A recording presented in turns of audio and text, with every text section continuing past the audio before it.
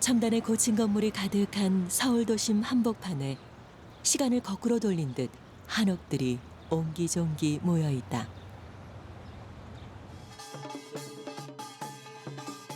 (600년) 서울 역사를 상징하는 북촌. 전통과 현대가 공존하는 이곳엔 언제나 사람들의 발길이 이어진다. 전통원래 체험도 있고, 그다음에 여기 이렇게 아이들이 체험할 수 있는 공방 체험. 북촌 한옥마을에 오면 뭐 한옥마을 일단 애들한테 보여주고 가장 한국적인 데를 한번 와보고 싶어서. 오늘은 특별히 어여쁜 꽃가마 행차가 벌어졌다. 동네 주민이자 32년간 부부의 연을 이어온 두 사람이 100년 해로를 다시 한번 다짐하는 자리다. 예, 어때요? 어때요? 겁나게 좋답게요. 네, 약속을 했으니까 이제 과거와 지금 현재가 공존하는데 그 중에서도 이렇게 보면 외국인들도 많이 오고 그다음에 문화재도 많고 계속 이어지면서 잘 보존됐으면 좋겠습니다.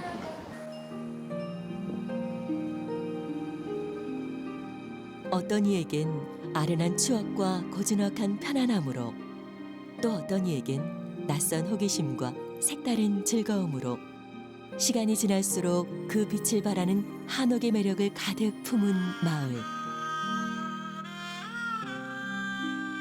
매년 방문하는 국내외 관광객만 100만여 명에 달하는 북촌은 전 국민, 아니 세계인이 열광하는 명소가 됐다. 그러나 북촌 한옥마을이 언제 어떻게 만들어졌는지 아는 사람은 얼마나 될까?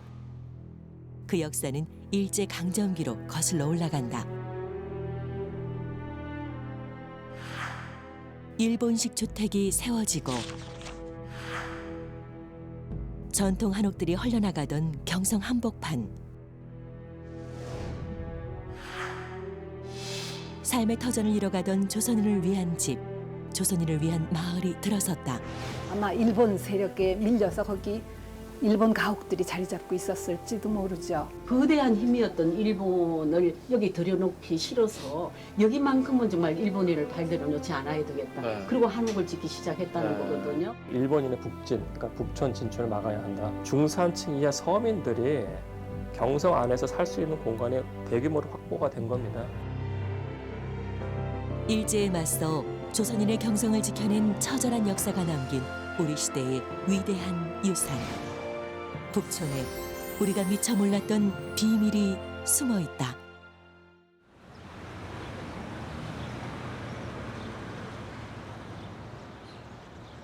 빽빽이 늘어선 고층 빌딩과 미로처럼 얽힌 도로가 사방으로 뻗은 서울 한복판. 경복궁 북쪽에 솟은 북악산 아래로 향하면 마치 다른 세계로 떠나온 듯 색다른 풍경이 펼쳐지는 특별한 마을을 만나게 된다. 작은 골목으로 들어서면 양옆으로 고즈넉한 정취를 지닌 한옥들이 끝없이 이어지는 이곳.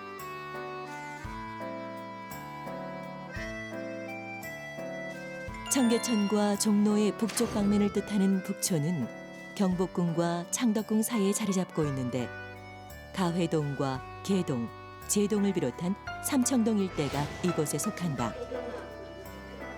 약 900여 채의 한옥들이 보존되어 있는 북촌 한옥마을은 다양한 사람과 다채로운 풍경을 품고 있다. 마을 한쪽에 자리 잡은 아늑한 한옥 한 채. 들어서는 순간 향긋한 나무향이 반겨주는 이곳은 요즘 다양한 체험으로 사랑받고 있는 공방들 중 한 곳이다. 저희 왔습니다. 정인 씨. 아니야, 여기 정인 씨가 아니라 언제나 정겨운 웃음소리가 끊이지 않는다. 우리 선생님한테 배운 거. 우리 팀들이에요. 그러니까, 예. 생활소품부터 옷과 조각보, 그리고 베개 같은 침구에 이르기까지 옛 여인들이 바느질로 만들던 물건들을 직접 만들어보는 규방공예. 주부를 대상으로 한 프로그램부터 어린이나 외국인 관광객이 참여할 수 있는 체험까지 다양한 프로그램이 진행된다. 선비 정신이 과연 무엇일까 하는 거를 오늘 부채 체험을 하면서 배워보는 거예요. 특히 옛날 선비들이 부채고리에 매어 달던 장식품인 선추를 활용한 책갈피 만들기는 이 공방에서 가장 인기 있는 체험 프로그램이다.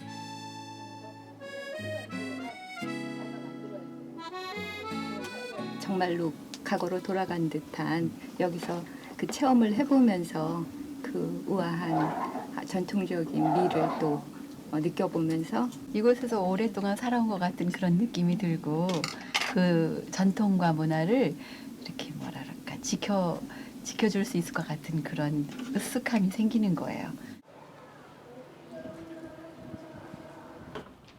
네, 안녕하세요. 네, 안녕하세요.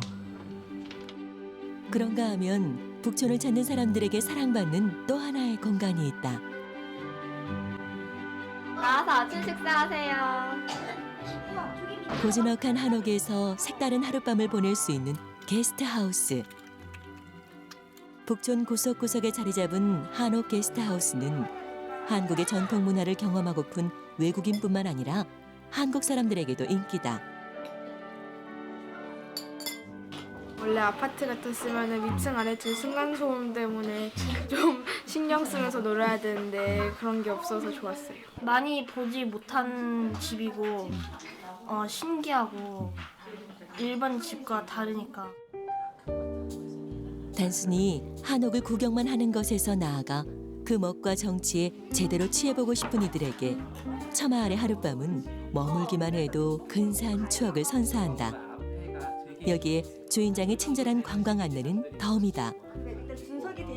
저희 때만 해도 어릴 때 시골 가서 놀고 이런 추억이 있는데 아이들은 그게 없잖아요. 그래서 저도 일부러 여기 온 거거든요. 한옥 마을 체험하면. 북촌이나 경복궁은 다 이제 한국의 그런 전통이잖아요. 그래서 뭐 전통 게스트하우스에서도 한번 자볼까 하는 마음에 오시는 분들도 많고요. 화려한 서양식 호텔과는 달리 한국 고유의 고풍스러운 멋이 가득한 한옥 게스트하우스는 여행자들의 심신을 보듬어준다. 둘, 셋.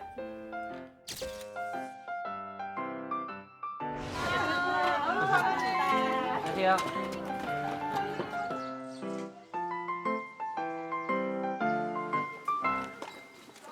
많은 관광객들의 사랑을 받는 북촌은 그러나 한편 오랜 세월 주민들의 삶이 녹아있는 생활 터전이기도 하다.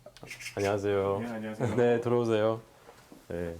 낯설지만 단아한 한옥의 정치에 매료돼 바로 이사를 왔다는 미국 청년 마크 텍터. 이 동네 다 보이고 창을 열면 한눈에 들어오는 그림 같은 풍경은 그가 이 집을 선택한 가장 큰 이유 중 하나다. 여기 마당도 너무 좋아요. 왜냐면은 이전에 그냥 아파트 살았는데 그거 아시죠? 아파트 살면은 무슨 높은 층에 살고 땅과 되게 멀어지는 느낌이에요. 그래서 뭐 무슨 뭐 잔디, 뭐 나무, 뭐 식물 뭐 안 보이고. 그래서 여기 마당 좀 조그마한 약간 높지 않은 마당이지만 되게 여기도 나무 하나라도 그 나무 통해서 약간 차분한 느낌 받는 거예요. 여름에는 여기 나와 있으면 참 좋겠네요. 네, 그래서 여름에 친구들 많이 불러서 여기 뭐 간단히 뭐 와인 같이 마시면서 얘기도 나누고 되게 좋은 공간이에요. 네. 한국 생활 7년 차인 마크가 북촌 한옥에 살기 시작한 건 2년 전. 자연과 맞닿아 있는 대청마루를 지나면 향긋한 소나무 향이 배어있는 소박한 거실이 맞아준다.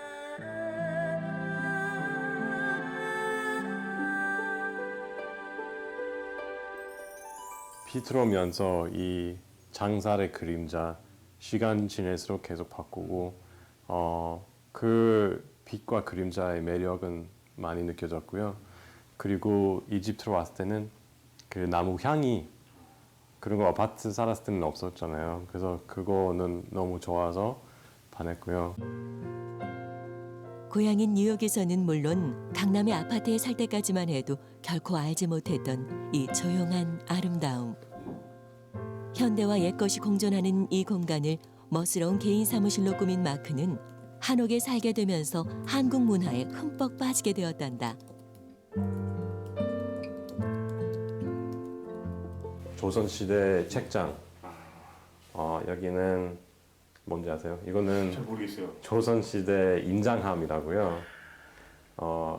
그리고 여기는 신라시대 도기. 그래서 여러 도자기도 많이 좀 공부하는. 여기도 수막새 많고요. 그래서 따뜻한 햇살과 풍경화 같은 경치를 동시에 누릴 수 있는 부엌은 가장 좋아하는 공간. 어쩌면 한국인보다 더 한옥을 사랑하고 있을지도 모를 그에게 북촌은 한옥은 단순한 집이 아니다. 여러 한국의 문화, 여러 한국의 매력 자연스럽게 배우고 싶게 돼요. 그래서 약간 여러 한국 문화에 공부할 수 있는 출발점 아니면 시작점으로 생각해요. 이 마을은 저한테 이미 되게 특별한 의미 있고 앞으로 계속 오래 갔으면 좋겠고 많이 챙기고 지키고 보존하면 좋겠다는 마음이에요.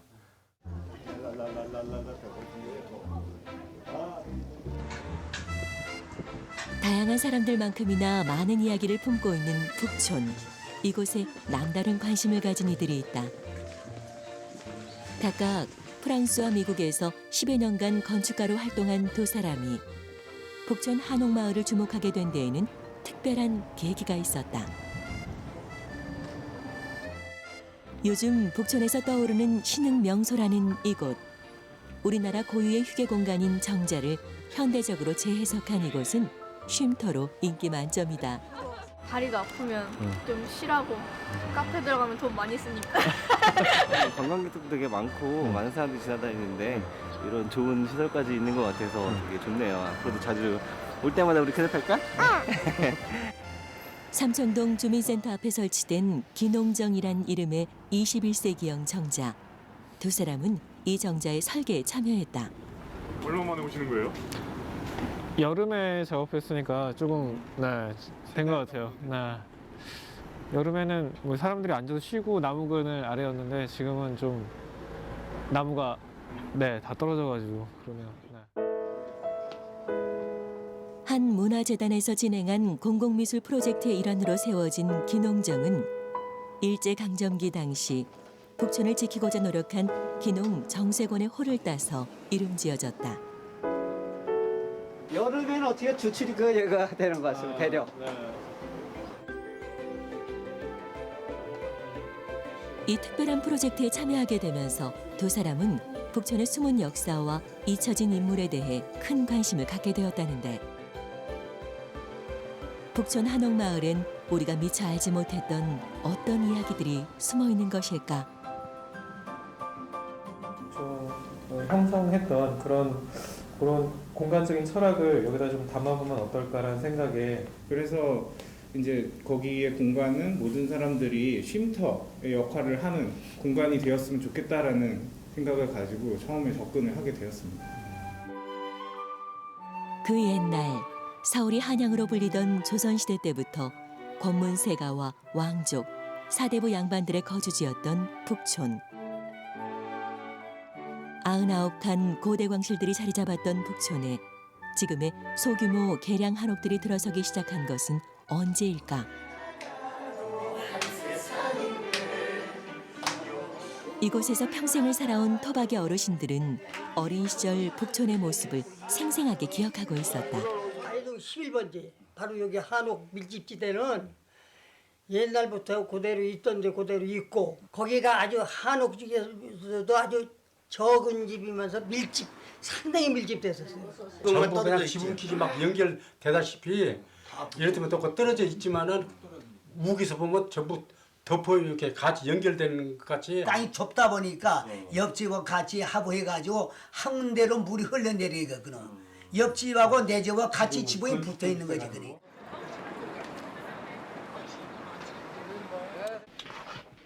북촌 일대 자리 잡은 한옥들에 대해 좀 더 자세히 알아보기 위해 종로구청을 찾았다.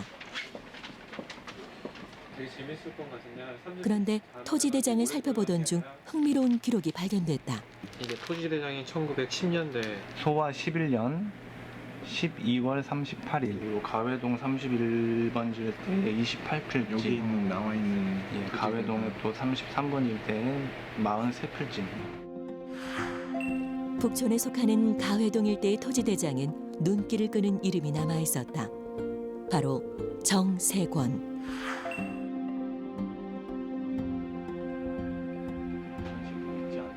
그런데 이뿐만이 아니었다. 확인 결과 그는 가회동뿐 아니라 북촌 전역에 걸쳐 상당한 토지를 소유하고 있었던 것으로 확인됐다.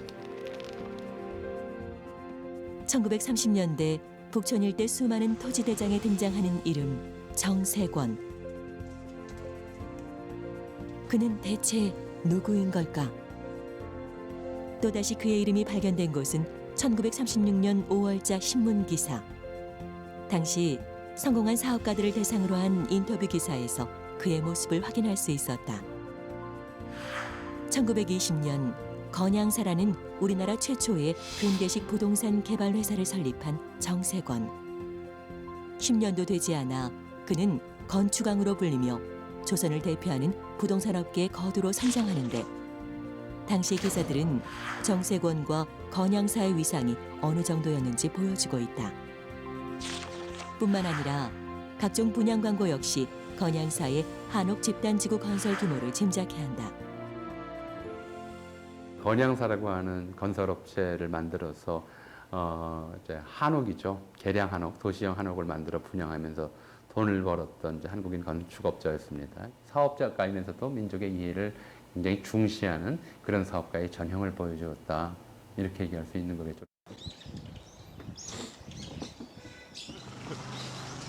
(1930년대) 정세권의 건양사가 대량으로 한옥을 건설한 곳 중 하나인 가회동 31번지.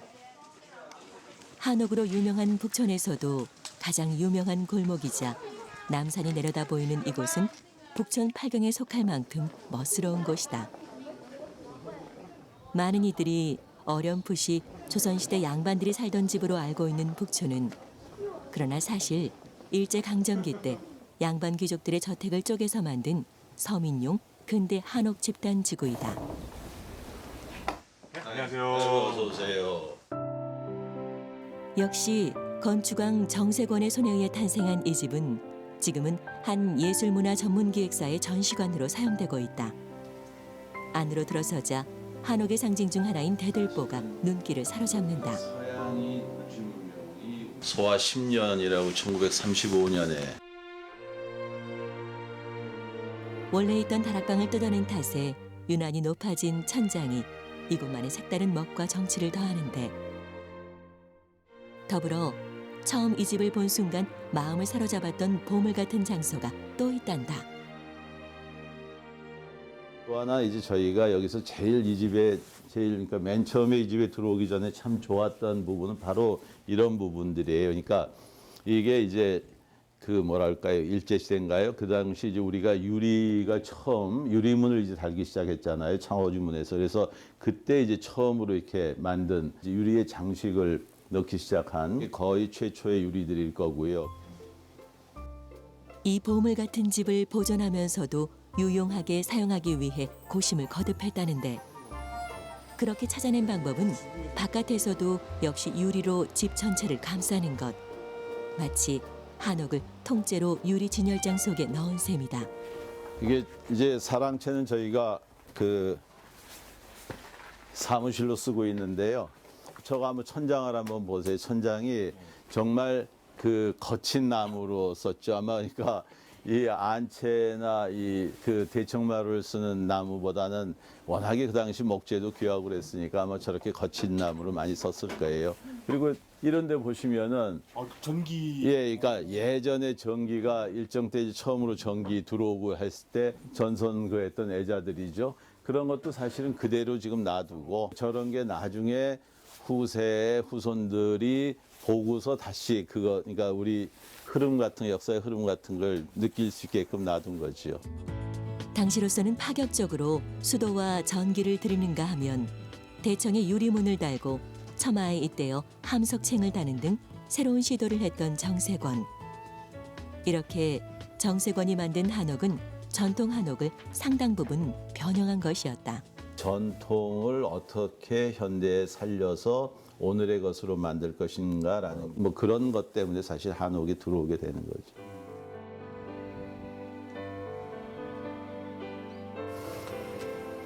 시대를 앞서가는 건축업자이자 부동산 개발업자였던 정세권. 그가 북촌에 지은 또 다른 한옥을 찾았다. 집들이 있고 일자형 집이 있다면 그런 공간들을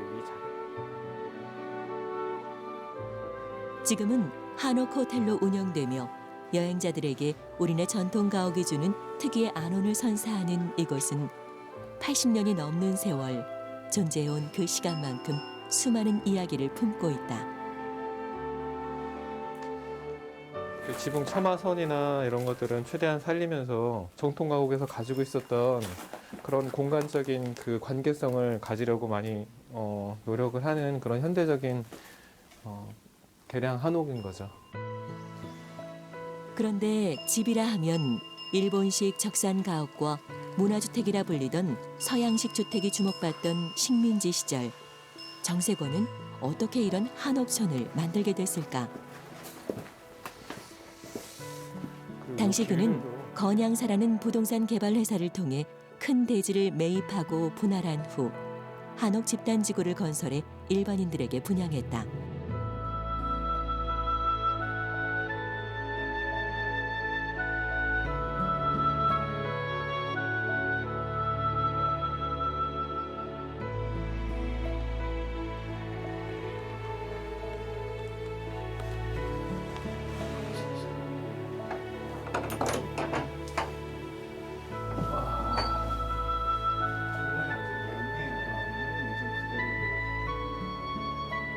그렇다 보니 넓은 대지에 안채, 사랑채, 행랑채가 펼쳐져 있는 전통 한옥과 달리 북촌의 한옥들은 미음자형 땅에 모든 공간이 압축돼 있다. 이른바 도시형 근대 한옥이 등장한 것이다.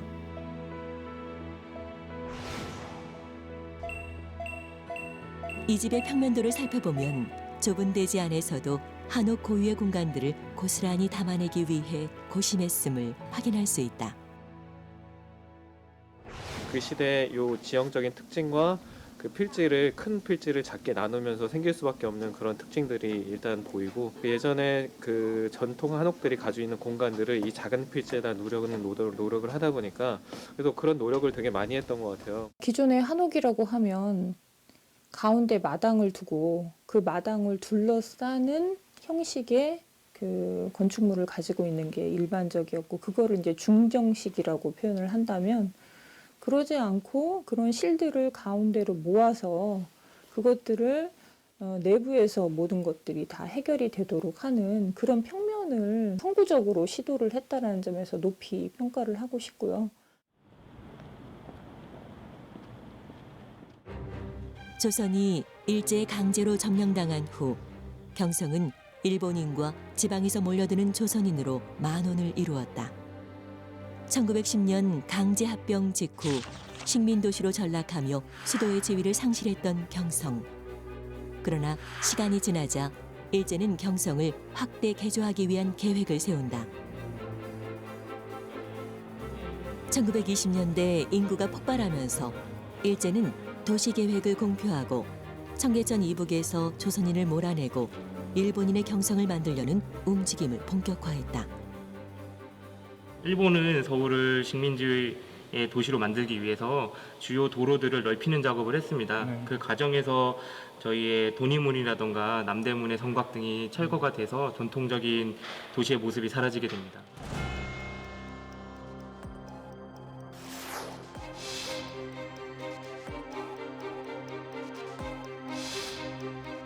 일제는 총독부, 동양척식주식회사 등 주요 통치기관들을 청계천 이북으로 이전하며 일본인들의 경성 내 북진에 박차를 가했다. 일본인들의 북촌 진출은 조선인들에게 충격과 공포 그 자체였다. 일본인과 일본식 주택에 밀려 삶의 터전을 잃은 조선인들. 조선의 서민들은 자신들의 터전인 북촌에서 쫓겨나 빈민으로 전락해갔다. 일본인과 조선인의 지역별 분포 역시 북쪽의 변화가 두드러지는데 조선인들은 북촌으로 북진하는 일본인들을 막기 위해 힘겨운 싸움을 이어갔다.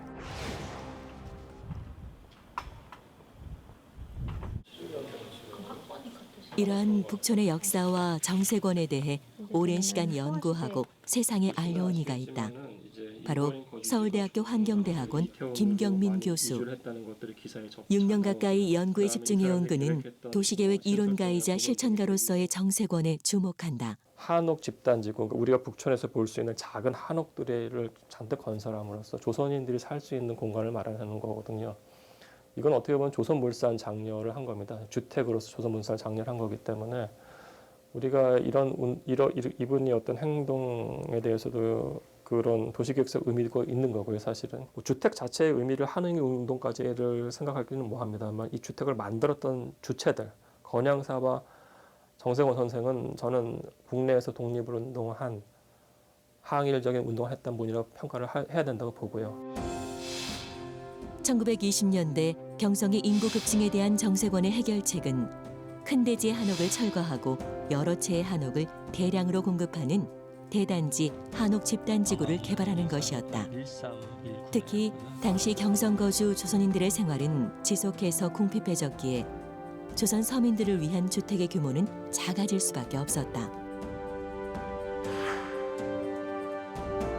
그런데 정세권의 건양사가 내보낸 분양 광고 속에서 놀라운 사실이 발견됐다. 지금으로부터 벌써 90여 년 전에 전세 제도를 시행했다는 것. 특히 정세권의 회사가 민간 회사임에도 불구하고 서민주택 금융을 제공하고 있었음을 확인할 수 있다. 소득이 굉장히 없어지는 측면이었고요. 소득이 없어졌기 때문에 이 사람들이 자기의 소득을 가지고서 주택을 구입하는 게 더 지난했을 겁니다. 예. 그래도 그 정세권 선생도 그걸 알고 있었고요. 그렇기 때문에 소득이 없는 사람에 대해서는 할부 또는 연부로 주택을 판매한다는 얘기가 나와요. 이거는 굉장히 큰 의미가 있는 거죠. 사실은 지금도 사실 주택 융자 같은 것들을 제공하는 게 이거는 한국주택금융 같은 공기업입니다. 사실은요. 그렇게 시대를 앞서 나간 건축왕 정세권에 의해 탄생한 북촌의 근대 한옥들.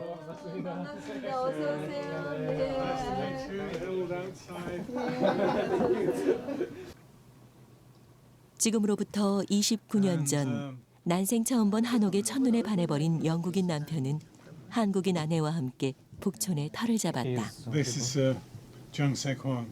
The photograph was taken in. 그런데 이 집에 얽힌 특별한 인연 때문에 정세권에 대해 알게 됐단다. This house, which was built in 1929, was one of the first urban hammocks he built. And he lived here for a period of time as well. We don't know how long.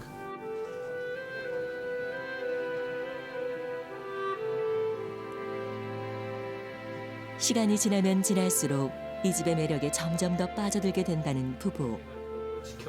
이는 목재잖아요. 그리고 물론 유기농의 재료니까 우리 인간하고 이제 같으니까 또 그 삶의 질이 좋은 거죠. 아침에 뜨는 햇빛을 꼭 일어나가지고 보지 않더라도 그게 힐링의 햇빛이란 말이에요. 바로 들어넣어서 눈을 뜨면 그 힐링 햇빛을 우리가 보는 거죠. 북촌의 한옥 지킴이를 자처하는 부부의 집은 한옥을 사랑하는 이들이 함께 어우러질 수 있는 사랑방 역할을 톡톡히 하고 있다.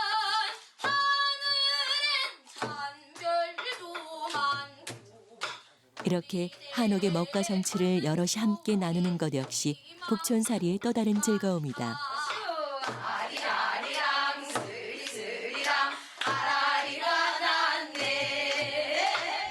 Jung Se-kwon as a builder had the idea that if Koreans could live in Korean-style homes, it would help them understand Korean values. It made them modern hanoks with glass windows, electricity, a simplified ondol system.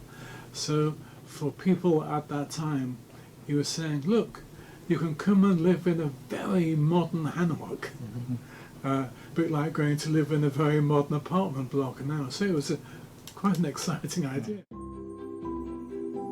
경성을 주름잡던 건축왕의 소망이 고스란히 담긴 북촌엔 그를 추억하는 또 다른 사람이 있다.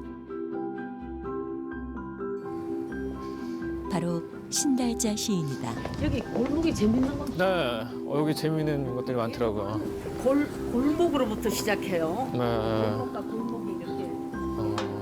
지금 목욕탕이 없어졌어요. 네네네. 만나자마자 골목 탐방 길잡이를 자청하고 나선 시인.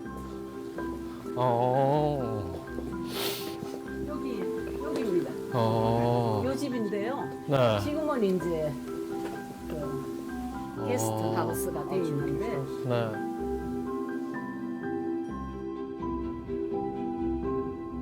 삼일운동 유적지 유심사터. 3.1운동 민족대표 33인 중 한 명인 만해 한용운의 거처이자 불교잡지 유심을 창간한 곳이기도 하다. 진짜 와봐야 이렇게 보고 느끼고 막 그런 게 많을 텐데. 책으로 읽는 거 이거보다 더 큰 교육은 보는 겁니다. 네. 일제 침략에 맞선 조선인의 저항을 함축적으로 보여주는 저항의 공간이었던 일제하 종로. 그 중에서도 북촌은 특히 3.1운동의 배후 주거지였다. 시간을 따라 걷는 마을 북촌. 골목 곳곳엔 전통 한옥의 틀을 그대로 유지한 채 그 안에 저마다의 독특한 개성을 불어넣은 찻집이며 식당들이 자리 잡고 있다. 약간 여기 개동의 분위기를 좀 포함하고 있는 것 같아요. 아담하고. 이 집이? 네. 여전히 뭔가가 남아 있는데 거기서 살짝 손을 대가지고 분위기가. 그래서 좀 더 일본으로 돌리고 이제 뭐 굉장히 적어져서 문도 격격으로 있어요. 한옥은 그 마당이 있고 또 뒷마당이 있고 이게 한옥이 가지고 있는 그 인간의 그 품성 같은 거하고 많이 닮아 있습니다. 네, 그래서 저는 그 한옥이 그냥 단지 우리가 사는 가옥에서 떠나서 인간적인 어떤 그런 품성을 한국의 그 품성, 어머니 같은 품성을 좀 함께 지니고 있는 그런 집으로 생각해서 뭐 북촌하면 단연 한옥이죠. 방 4개짜리 아파트에 살다가 누우면 발 닿고 머리 닿는 작은 한옥으로 이사를 온 것이 3년 전. 공일땅이라 이름 붙인 이곳에서 시인은 북촌에 대한 마음을 시로 쓰기 시작했다. 그렇게 오로지 북촌을 위한 북촌에 의한 시집이 완성됐다. 우리 고향의 산이에요. 제가 왔을 때도 누구도 정세곤을 아는 사람이 없었어요. 네, 그러니까 북촌에 한옥을 정세곤이가 만들었지만은 북촌에는 정세곤이가 없다. 자기 걸 다 놓고 그리고 정말 이렇게 정말 사랑한 거예요, 나라를. 네, 그래서 일본의 치하에 있었지만은 그 어떻게 해서든지 우리 땅에 발붙이지 못하게 하려고 가진 노력을 다했던 그런 분이죠. 북촌 건설의 숨은 주인공 정세곤에 대한 흠모를 시에 담았다.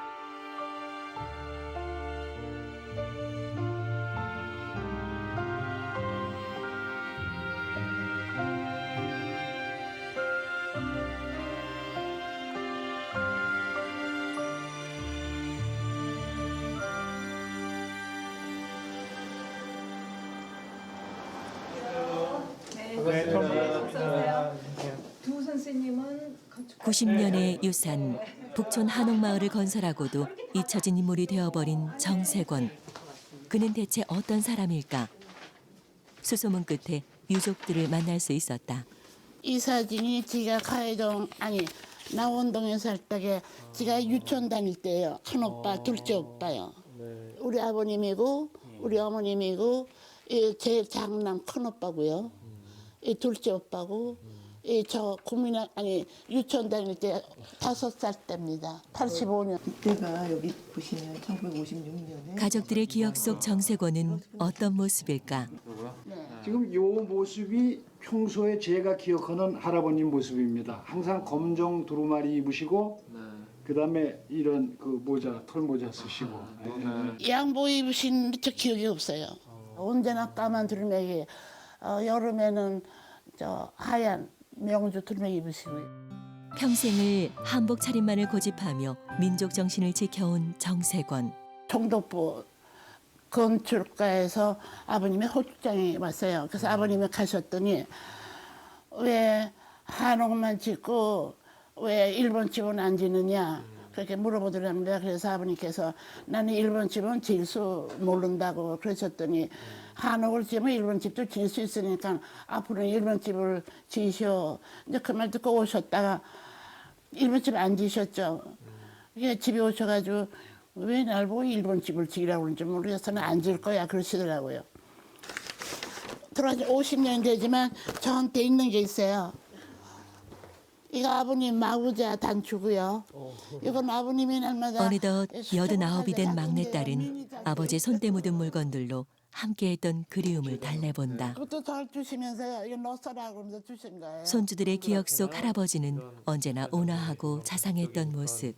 그 활동을 하셨던 거. 굉장히 자상하신 분이세요. 그러니까 이제 어리니까 단 거를 좋아하잖아요. 그러면 외출할 때 들어오시면서 꼭 단 거 카라멜 하나 여기다 주머니에다 딱 차고 들어오셔가지고 이거 먹어라 그러고 주시고 내가 좋아하는 거 보고 굉장히 즐거워하셨고. 제 할아버님 되시는데요. 훈장증입니다.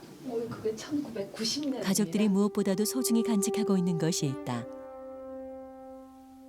저희 아버님은 생전에 큰 소리 내서 막 웃으시거나 막 온짠 얼굴 하신 그 표정 짓들이 별로 안 없었었는데 1945년 8월 15일에 해방되고 나서 해방돼서 그때 처음 아버님이 확 웃으시면서 마을에 나오셔가지고 두 손을 바짝 드시고 사람 만세 부르시던 게 어제 같은데 벌써 그런 지가 굉장히 오래됐어요.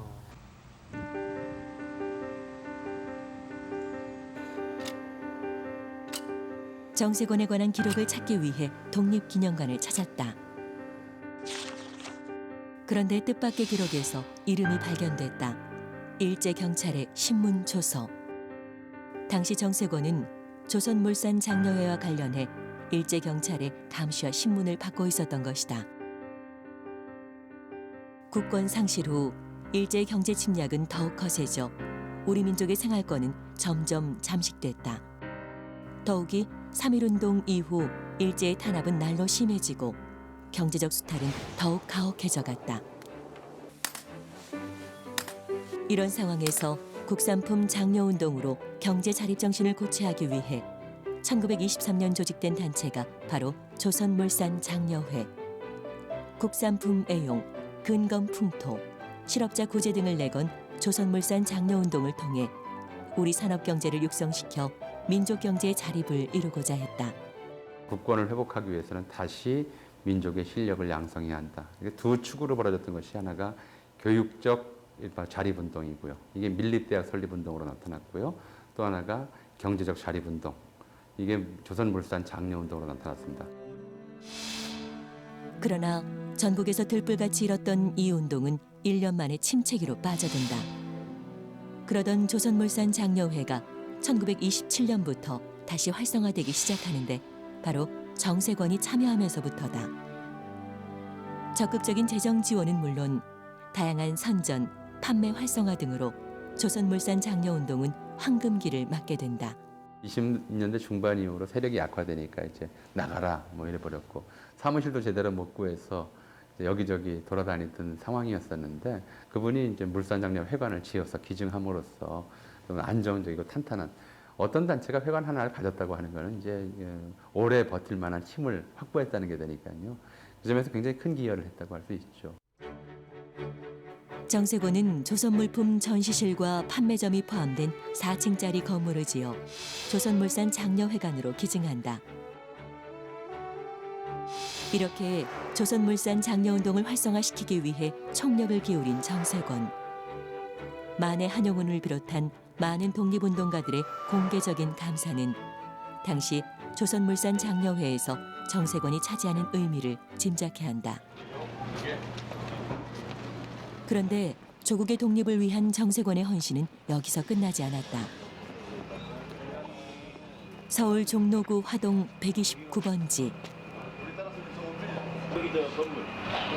이거는 표지석이고요. 저 안에 보면은 조선학회 해관이 2층 양옥집이 지어진 겁니다. 좁은 골목 안으로 들어가자 세월의 흔적이 느껴지는 건물 하나가 나타난다. 자, 이 건물입니다. 대문 너머 뒤편으로 2층짜리 양옥집 한 채가 눈길을 사로잡는다. 32평입니다. 터를 사가지고 정세곤 선생님이 이분이 직접 2층 양옥집을 지었습니다. 지금 거의 원형 그대로 보존이 되어 있습니다. 조선물산 장려회에 이어 조선어학회에 투신한 정세권은 당시 갈 곳 없던 조선어학회에 회관을 기증한다. 그리고 바로 그 건물에서 조선어학회의 가장 큰 사업이었던 조선어 사전 편찬 작업이 진행된다. 그 당시 4,000원이 지금의 시가로 계산해 보니까 12억 8천만 원에 해당된다는 거죠. 그러니까 일제 시대에도 그 정도의 그 가격이 나가는 땅을 사서 기증한다고 하는 것은 그분의 그런 그 민족 운동에 대한 사상과 철학이 있었기 때문에 가능한 것으로 보여집니다.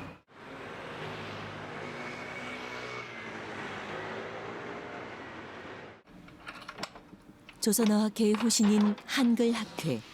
이곳엔 어목한 일제의 탄압에 맞서 우리말과 글을 지키고자 한 처절한 투쟁의 역사가 고스란히 남아있다. 바로 이제 이게 30년대부터 시작한 자료글이에요.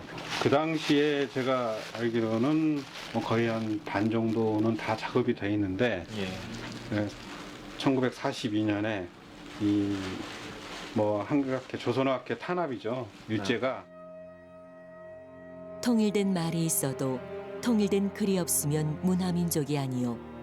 통일된 글까지 있어도 사전이 없으면 문화민족으로 행세할 수 없다는 사실을 통감한 정세권. 그는 우리의 말과 글을 없애려 한 일제의 문화말살 정책에 저항해 조선어학회 회관을 지어주는 것은 물론 각종 활동비까지 지원하는 등 적극적인 지원을 아끼지 않는다.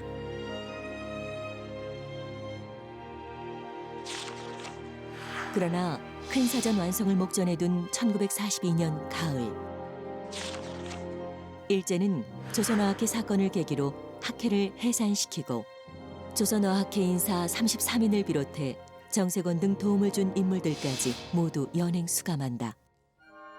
그리고 이들은 말로 할 수 없는 모진 고문과 고초를 당하게 된다.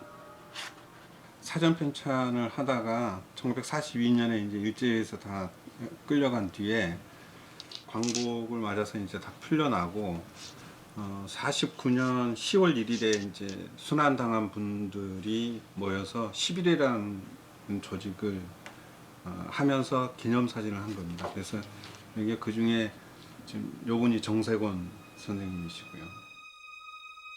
조국의 독립은 언제나 그의 가장 큰 소망이었다. 민족적인 것들을 지키려고 했던 노력, 또 그럼으로써 장기적으로 이제 독립의 기초를 닦아보려고 했던 시도, 이런 것들을 평가할 수 있을 것 같습니다.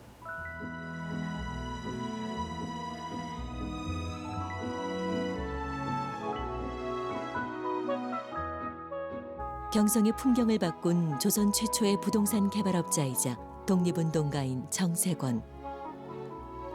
그가 북촌보다 먼저 건설했던 또 하나의 한옥마을이 있다. 바로 익선동 166번지.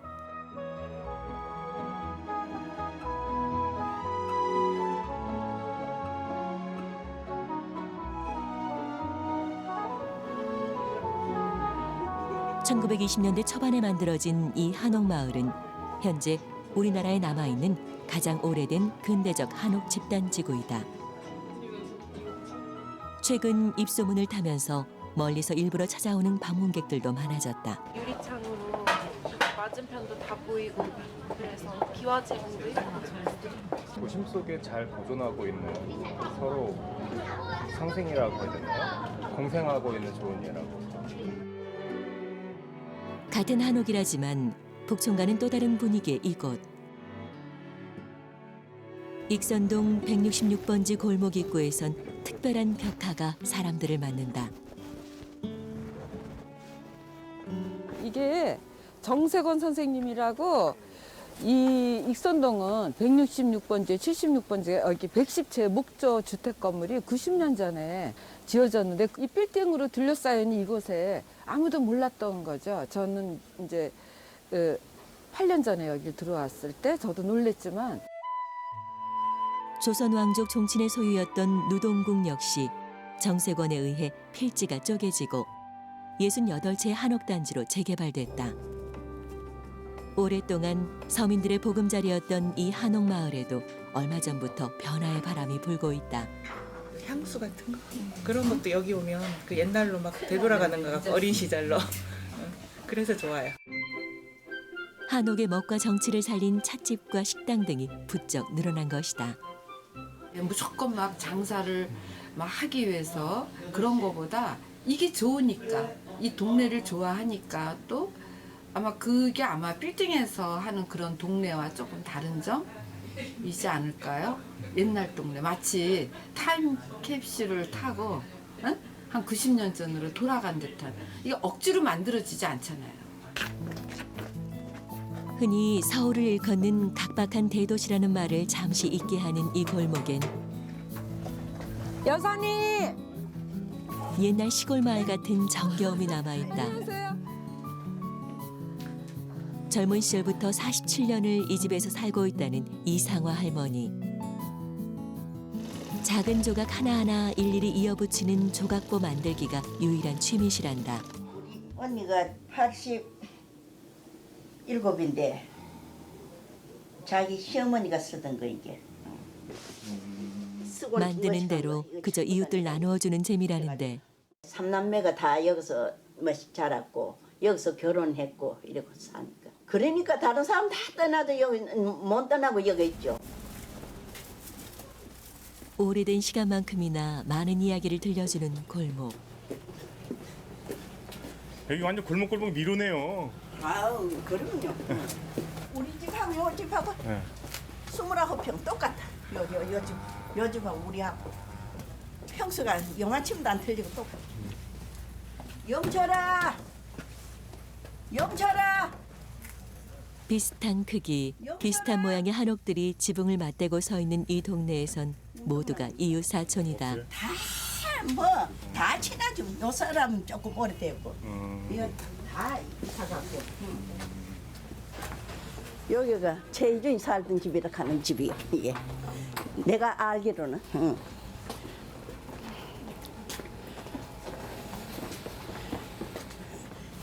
여기가 옛날에 피아노 가르쳤어. 아니야 학원이 아니고 가르쳤어. 그 부인이 가르치는데 우리 애 남매가 막내하고 우리 딸이 여기 한편 가볼까? 잘 아는 집인 겸. 우리 애들 가르쳐준 거더라. 아무런 약속 없이도 스스럼 없이 들어갈 수 있는 이웃들이 어우러져 살아가는 익선동.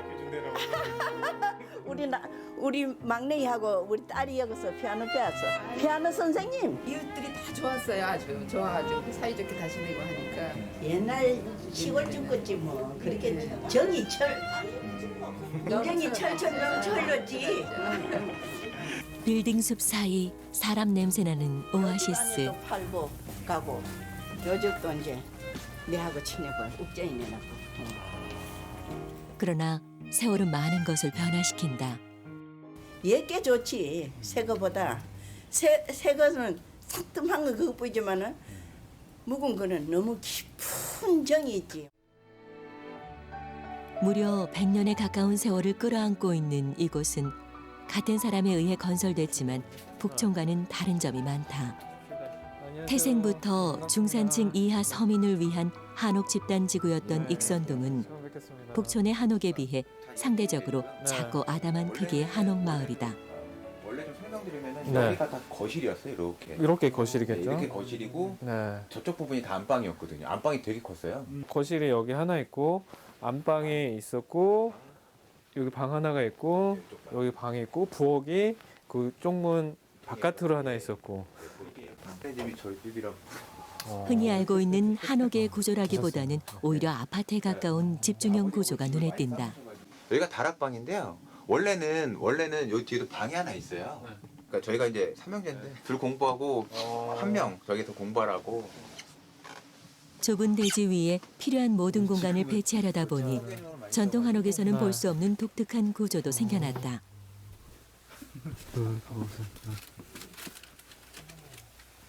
보시면은 창문을 보시면은 맞은편 저희 비비요. 저희랑 구조가 똑같아요.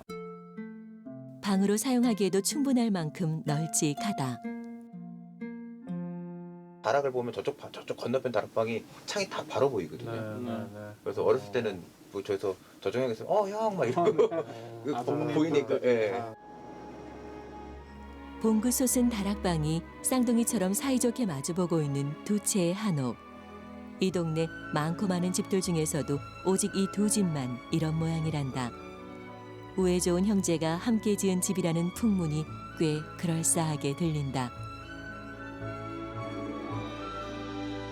이곳엔 다른 곳에선 느낄 수 없는 익선동만의 멋과 정취가 있다. 그러니까 어른들 얘기하시는 게 여기가 전통 한옥은 아니다라는 얘기는 하셨어요. 근데 뭐 저 기와집이니까 전통 당연히 한옥을 생각하는데 그러니까 요즘 들어서 자꾸만 얘기가 나오니까 그러니까 원래 한옥집은 다락방이 없다고 얘기를 들었거든요. 예. 그래서 그래서 전통 한옥이 아니었나 보다 그 생각을 좀 갖는 거예요. 시대를 앞서간 건축왕 정세권. 그는 단순히 집을 짓는 데 그치지 않고 서민들의 주거 환경을 개선시키기 위한 주택 개량에도 지대한 관심을 가졌다. 특히 공기의 유통과 온도, 습도 조절과 같은 기능적인 부분은 물론 유지비, 생활비 같은 경제적인 부분까지도 고려한 것이 특징이다. 급기야 정세권은 자신이 생각하는 개량주택의 요건을 총망라해 건양주택이라 이름 붙인 새로운 주택안을 제시했다. 기존 한옥들의 장점은 취하고 단점은 개선한 새로운 형태의 한옥. 그가 직접 그린 건양주택 설계도에는 16년 건축업자 인생과 그의 정신이 모두 담겨 있다.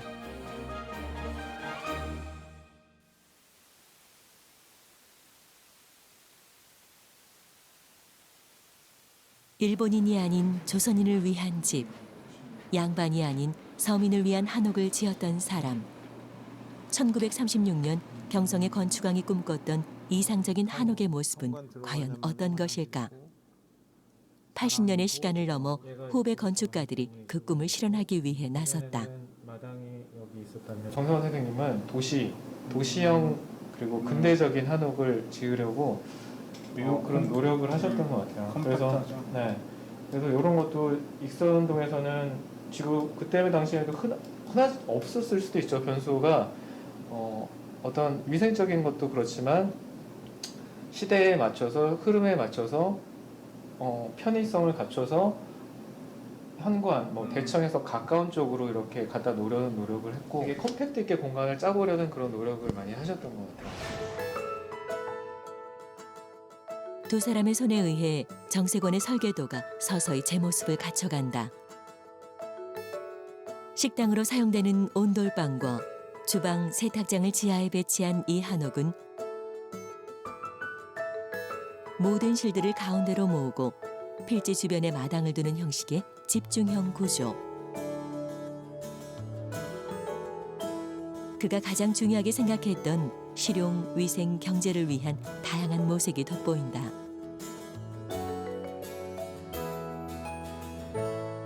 여기서 정 선생님이 바라던 그런 공간이 어떤 공간이지, 그리고 예전에 공간들에 대해서 개선하려는 게 어떤 것인지를 다시 한번 요약하고 저희가 다시 한번 알게 되는 그런 작업이었던 것 같아요. 지금도 마찬가지죠. 저희가 어떤 부분을 바꾸고 싶어서 1인 가구들이 굉장히 증가하고 있는데 거기에 맞는 주택을 제시하고 공간을 제시하는 그런 역할을 하는 사람이 없다면 어차피 그런 결과물은 나오지 않는다고 생각을 한 거죠.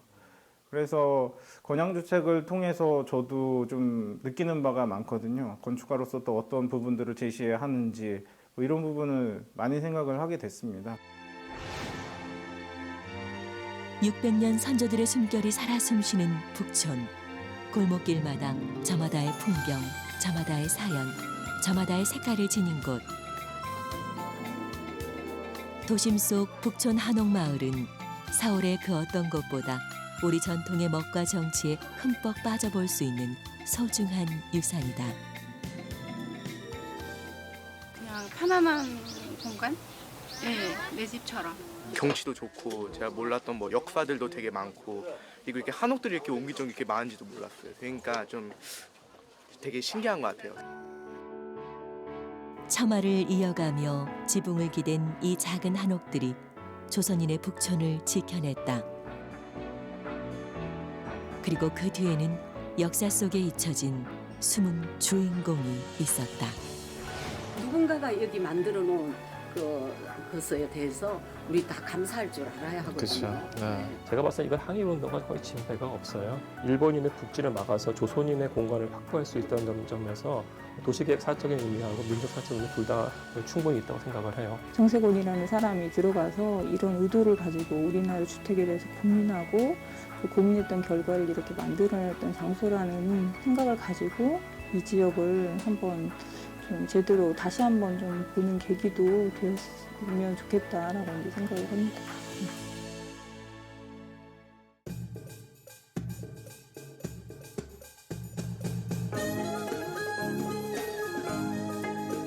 마크 3. 아기. 마크 좀 살아요.